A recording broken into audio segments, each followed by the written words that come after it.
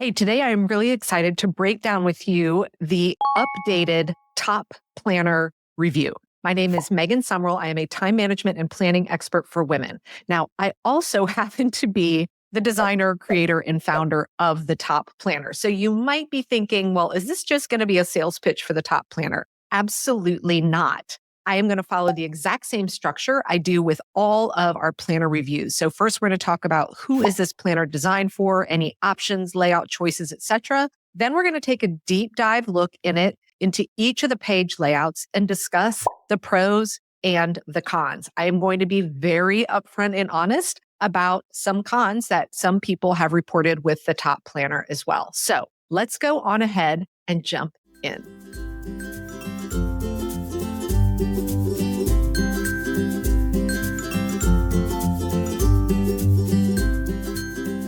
So let's kick things off by talking about kind of who is this planner for? Who is it marketed for? So the Top Planner is clearly marketed specifically for women. A lot of women who end up enrolling in a program called the Top Program, which is the #1 time management system for women, often end up using the Top Planner as well. So it is clearly targeted specifically for overwhelmed women.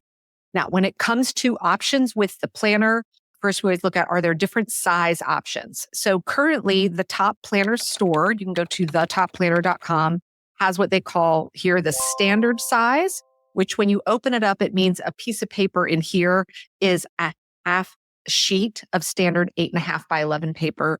And then there is the full executive size here, which every page in here is a full 8.5 by 11. So there are two size options with the Top Planner. Now, there are also 4 color options for the binders. There's hot pink, light gray, which is what I was holding up here, and then a dark charcoal gray. And then also when it comes to color options, the inserts come in 2 color options as well. One has pink touches and the other is strictly grayscale for people that want no color at all. Now, when it comes to layout options, there are no different choices of I want a daily versus a weekly. There is one layout option and one layout option only, and it includes weekly pages, monthly pages, and then we're going to take a breakdown of everything else that comes inside of the Top Planner as well. So let's go ahead and take that kind of high level view of what the layouts look like. All right, let's take a look inside. So when you purchase a Top Planner with the inserts and you actually get the full planner bundle, it is going to come with 12 monthly pages. All right, standard monthly page. So you're going to get all 12 monthly pages and they do have tabs on them. It is also going to come with 4 extras. So currently 56 of the weekly layout pages. Now, you may notice that these are undated. So we're going to talk about whether this is a pro or a con as well. Now, along with that, so you're getting all of the monthly pages and the weekly pages. When we take a deep dive into those individually, we're going to see that there's actually success trackers and pre-planners in here as well. So we'll take a look at those in just a minute. Now, your Top Planner binder also includes I'm pulling this one out of here, a pocket page in the back. You're actually seeing my actual one because, of course, I use the planner that I sell. So it's a nice plastic. You can slide it in. It's really, really sturdy, along with a bookmark that doubles as a ruler. And the reason the bookmark is in place is I'm going to go ahead and clip this in so you can see how this functions. It is see-through, but then when your binder is closed, it sticks out just a little so you can very easily open to the current week. And that bookmark, again, comes available in both sizes of the planner. Now, that's the core bundle. There are other pages available that we're not going to be covering today because they're add-ons for people that have kind of learned my quarterly and annual planning system. There are extra inserts that you can get with your Top Planner bundle for your quarterly planning pages, your annual one-pager, and your year at a glance. But again, we're not going to be reviewing those here today.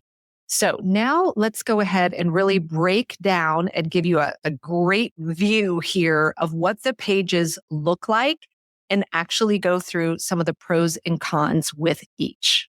Let's start off by looking at all of the pages surrounding the monthly view. So at the start, kind of the back side of every month at a view page here. So we're talking about this set of pages right here.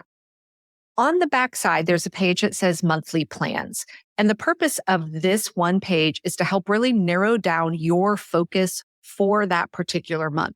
There are 4 prompts here. What activities will I focus on this month to get me closer to my goal, right? We're always wanting to break it down and say, what can I actually do this month? What am I excited about this month? As a reminder to make sure we're scheduling time for the things that bring us joy. What am I maybe going to let go of this month? And then at the end of the month, I will call it a success if. So the intent of this page here is to really help prepare you for the upcoming month. Now, when we look at the actual monthly layout, in almost every planner I have reviewed, there are so many similarities that most of the time a monthly layout is not going to be a deal breaker for me in a specific planner. So when we look at this one, there's really just 3 components. So there's the grid, right, where we're going to be putting our information in. There's an inspirational quote, and then there's an area here for notes. Now, when you're looking at this again, we notice it is undated. So for some people, this is a con. There are people that only want to have dated planners, often because perfectionism, we want it to look just perfect. These pages do have a slight gray box. I'm trying to hold up so you can see it for you to write in the number. Now, for others, this is a pro, meaning you can choose to purchase this planner anytime and you'll be able to leverage all 12 months. There is, the tab for the actual month, but let's say it's, March and you're starting on the top planner. We can just start with the March tab and then go through all the way till the next year, February. So whether you think it being dated or undated is a pro or a con really is individual to you, but it lends a ton of flexibility for when you choose to start using it and you're never wasting any pages. Now, this notes section, you'll notice starts a little bit down on the page. For some people, they want the notes to be all the way flush with the page so that they can put specific notes about that actual week at the top. So again, is this enough room for you? Do you need the whole page of notes or not? That is another area that is kind of your choice of a pro or a con. For me, again, I designed it. It has not been a deal breaker for having the space to write the notes there as well. Now, on the back side of the monthly page is what we have our monthly success tracker. And the intent behind this at the end of every month is to have a reflection on how the month went. So the first question on this is, what did I accomplish this month? Remember, nothing is too small to celebrate. I'm a big believer in celebrating all of our wins. And a lot of planners are now leaning towards this space of actually having that reflection, which I think is so important. Then there are 3 other questions as well. What obstacles did I face last month and how do I feel about them? Because we have to sometimes look at what was hard so we can make better choices moving forward or try something different. How did I have fun last month? I'm always very focused on making sure we are bringing joy into our lives. And did I make progress on my goals? Why or why not? So just a little spot there for reflection at the end of each monthly page. All right, now let's take a dive at the weekly layout here. Okay, so we have the monthly layout, and now we're going to take a look at the weekly layout. So at the start of each week, you'll see there's a page called Weekly Plans. And there's 2 questions here. First is, what am I excited about this week? So again, a focus on making sure that there's always time in our week for things that are important to us, fun, fulfillment, etc. Then the last question is, if I have extra time, what will I work on this week? This ties into an area of weekly planning that I teach inside the top framework. But what we're ultimately after here with this space is, once we do our weekly plan and we have everything in place, if we're gifted the gift of extra time, we want to make sure we're very intentionally thinking about, what will I do if I have some extra time, so that if we are presented with it, we don't waste an hour trying to figure out what to do. Now, let's look at the core of the planner, which is the weekly layout. When I was showing you the planner, remember, this is not a daily planner. This is a planner that supports weekly pages only. There's no specific daily pages. So when we look at this weekly page, you'll see over here, the left-hand side is Monday through Thursday, and the right-hand side has Friday, Saturday, Sunday. Up here in the corner is an area that says daily habit, and it lists out the 7 days of the week with a spot to check those off. Again, a notes section for the week. And then at the bottom of each day, there is an area here where you can write in actual tasks. So let's look at some of the pros and cons. Now, some of the feedback is that in the smaller size, people are having a hard time writing in what they need, in which case, you're going to probably want to go with the bigger planner. If you're fine with small print, then you may not have an issue with that as well. Another pro with this, and this is something we redesigned with the new release of the planner, is that we do have a column for all 7 days. There are a number of planners out there, and our old top planner used to be this way, where they combine Saturday and Sunday into one column. So we've now have that for all 7 days to be spread out. Now the times, it does have actual times next to it, start at 6 a.m. and end at 10 p.m. For the vast majority of people, appointments are not happening outside of those windows or heavy planning. However, we have heard from some people, I need a planner that goes all the way to midnight and starts at 4 a.m. So if you need to have a place to capture specificity prior to 6 a.m. or past 10 p.m., then you may need to look for a planner that includes wider time ranges. It will be tough to find, but I have seen them out there, so they do exist. Now, the intent with the daily habit is if you are working on getting a new habit in place, this is a reminder, and you can check it off each day that you do it. Some people use this also as a water tracker. You can really kind of bend it to be whatever you want. And then down here at the tasks, there is room for 7 to be written each day. Now, depending upon your planning system, this could be a pro or a con.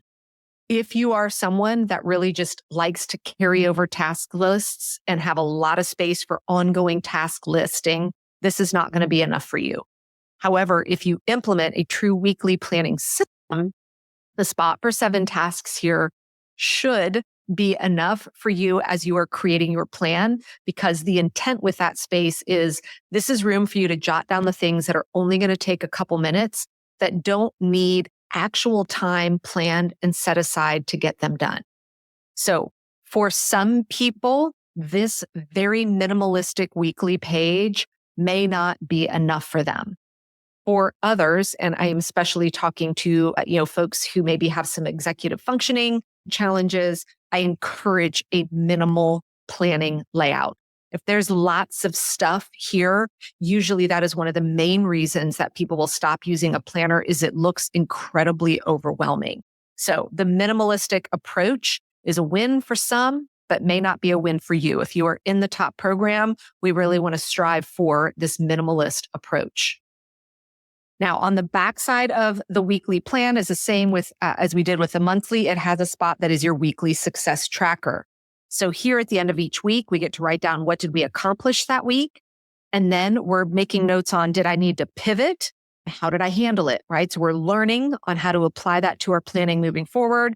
What am I grateful for last week and what made me laugh last week? So again, always trying to kind of reground ourselves in things that we are grateful for, wrapping up our week on a good note. All right, I've already shown you the pocket page and the bookmark. That is it for the planner. There are no extra pages or, goal setting, dreaming, visioning. It really is a planner designed specifically to tell you what you should be doing and when you should be doing it. So let's go ahead and give the recap here of the pros and cons. And do I give this a thumbs up? I'm pretty sure you know the answer that I'm going to give on whether I give it a thumbs up. Now, some of the things that I believe are key strengths in the planner is that it is undated and in a binder format. And the reason I view this as a strength is, again, complete flexibility on when you want to start using the planner itself. And then the fact that it is in a binder format means you don't have to be living between multiple planners at the same time. I see a lot of women that use paper planners where all of a sudden by the time like September rolls around, they're having to get next year's planner and they're working between 2 different planners. With a binder system, you can get the next 12 months of undated pages and you can just keep adding. I always keep a minimum of a rolling 6 months in here when I order a new pack, I'm usually have all 12 months out as well. So that's definitely to me a real benefit with this layout of a planner. Another bonus is if you purchase the actual bundle, there are digital online courses that come with the planner, really helping you maximize it. So in that essence, it is a planner that's actually supporting you and teaching you how to plan. Now, another bonus with this is that there are two other options available that I did not mention because I was reviewing the physical planner here. But there is a printable version. So for folks that live overseas where the shipping is just not available, you can actually download a printable version of the planner, and the printable version is dated for you. So this way people can download it. And if you prefer coil bound, you could go take it to your local office supply store and get it coil bound there. So it gives a lot of flexibility. And there's also a digital version that serves as like an editable PDF for your tablets. So you could download it to, say, your iPad with your pencil, and you could actually do all of your planning right there. Another real benefit is the actual paper weight itself. I like to use color erasable pens on mine, and it's thick enough that nothing is actually going to go through and bleed through the paper. One final kind of bonus with this is the intentionality between the two sizes, because the large size is 8.5 by 11 and the small is half that. It means that it lends itself and the binder format for, and I've seen women creating their own custom pages to add in, because you can print it out on a standard size piece of paper, any additional page you want with 3-ring hole punch and put it in here.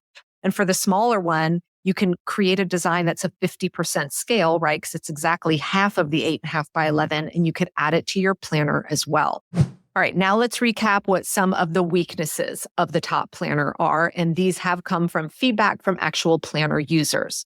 First is for someone who travels a lot, especially if they want the bigger size, it's large, right? And they say, this is just too big for me to carry around. Now, I do, when I travel, take my planner with me because this size fits really nice into my computer bag. Now, another weakness for some is the fact that it is a binder.